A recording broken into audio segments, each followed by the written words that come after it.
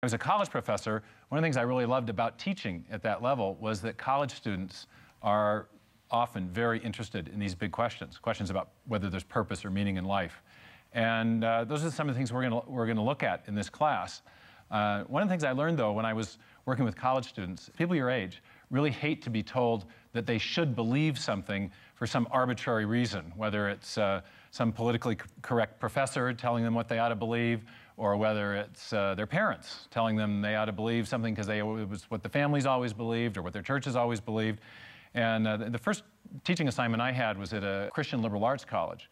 And I found that students there were especially kind of annoyed to be told that they ought to believe the Bible because the Bible says so.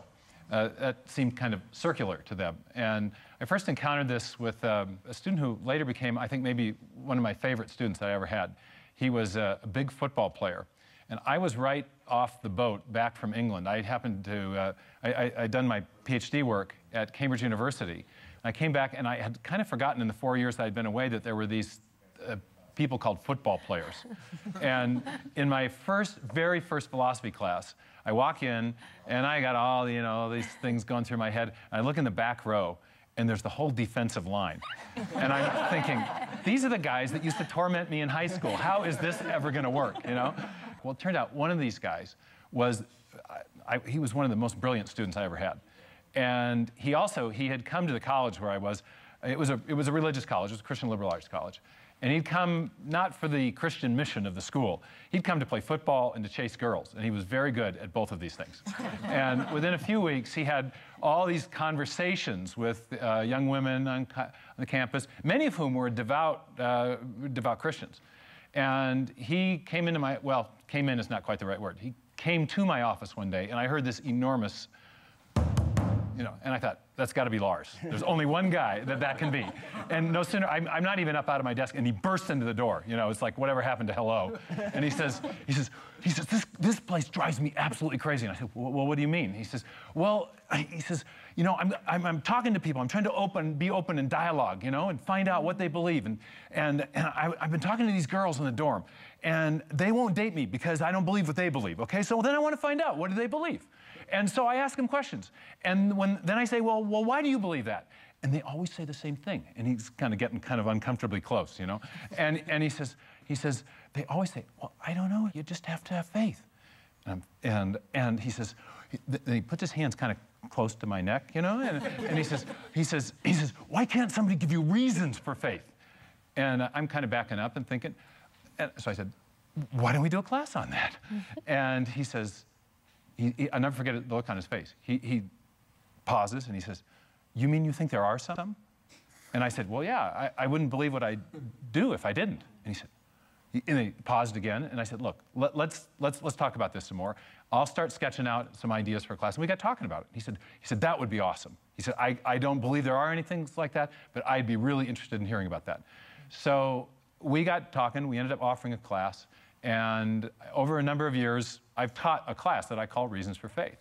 And it's, the idea of it is rather than giving people, encouraging them to believe for some arbitrary reason, we want to look at the big questions. Questions like, does God exist?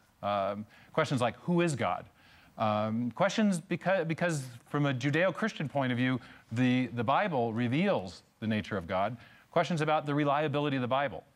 We're going to be looking at some of those big questions. And we're going to be looking at it from the standpoint of evidence and logic and reason. Now, when my friend Lars came and kind of impressed upon me the need for this class, I partly offered it right away because out of self-defense, but I also had some other reasons. I actually sympathized with him a lot, and with guys like him, young women like him too, who have big questions that aren't getting addressed. And part of the reason I sympathized with him was that I had the same experience. But the other reason I was eager to offer that class and eager to share what we're going to do here with you all is that I think it took me a long time. And my path to faith was kind of tortuous. It took a long time to get there, to a place of something like settled conviction. But I actually found that I think there are great answers to the big questions. And so I want to encourage you guys to ask all the questions that are on your minds. But I also want to say, I think there are answers. And I think it's really important, and that's maybe the third reason to think about doing a class like this. It's really important that you sort out these big issues about whether there's purpose in the universe, about whether there might be a God, whether you can know that being or not in any kind of personal way. Because there's, I think, a lot of kind of quiet desperation with people living their ordinary routine lives, but not really having a sense that they're going anywhere. For some people, these issues are really, really intense. For other people, it's less intense, but they're still there. And for all of us, I think we need to address them so that we've got some sense of where we're going in life. So that's part of why I'm excited to do this, because I had a lot of these questions for a long time. And it took me a long time to unravel and investigate, and in some ways I'm still investigating. But that's what makes me really excited to share this material with you, is that I think there are good answers. And so for that reason, we're going to do something a little bit unusual in this class. I'm going to present a case. Now that seems like a little odd, because it might seem, most college classes or high school classes, the teacher describes different points of view. I'm going to make an argument. Now the reason I'm going to do that is that I think there are answers to questions. It's not that I want to shut down questions. It's that I think that by making an argument, I used to tell my students, I'm going to do you the dignity of making you an argument. Why is that a dignity, to make a case to someone? Because it allows someone to participate with you in the process of evaluation of ideas. I'm going to give you, I make the argument, you get to evaluate it. You're the judge, the jury. You get to decide whether what I'm saying makes sense. And if I'm making a good argument, I'm also going to have to engage people that take a completely contrary point of view. And you'll see in the way that many of my lectures are structured that we're going to first talk about what the dominant point of view is on a given issue, and what the conventional wisdom is. And then I may take a contrarian point of view and explain why I think differently. But I'm going to present evidence and argument and logic to try to persuade you. Your job is to decide whether or not I've been persuasive, and to question me, and to talk back, and to argue. Okay? So it's all open and fair game. Okay? So that's kind of the approach we're going to take.